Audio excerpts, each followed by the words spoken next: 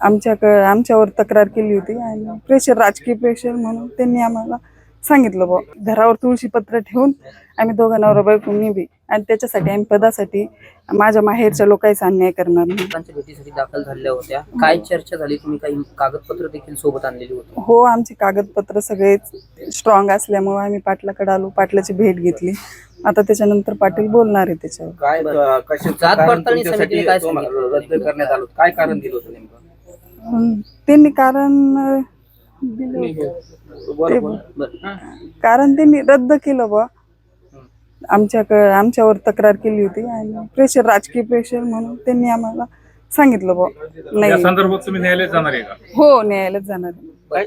आम्हाला न्याय मागायसाठी आम्ही न्यायालयात जाणार. काही त्रुटी काढल्या होत्या का की या कागदपत्रांची कमी आहे किंवा हे कमी आहे असं काही सांगितलं होतं का? जात पडताळणी समितीने काही शेरा मारला होता? नावात तक्रार आहे.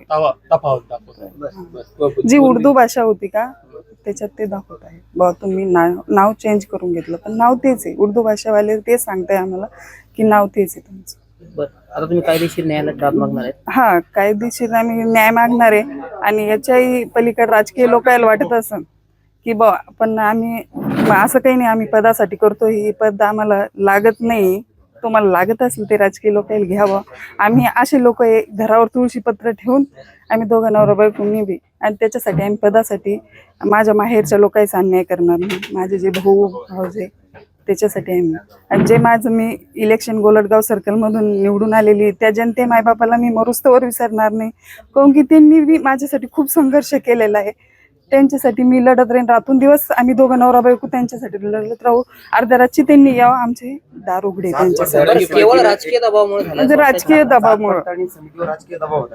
दबाव त्याच्यामुळे. जरांगी पाटलांसोबत काय चर्चा झाली आणि त्यांचं काय म्हणणं आहे? आता पाटील बोलतात ना, तुम्हाला बोलत ना त्याच्यावर मग डिपेंड. आपलं नाव सांगा. ज्योती सुधाकर शिंदे. महाराष्ट्रातील सर्व बातम्यांचे विश्वासार्ह व्यासपीठ.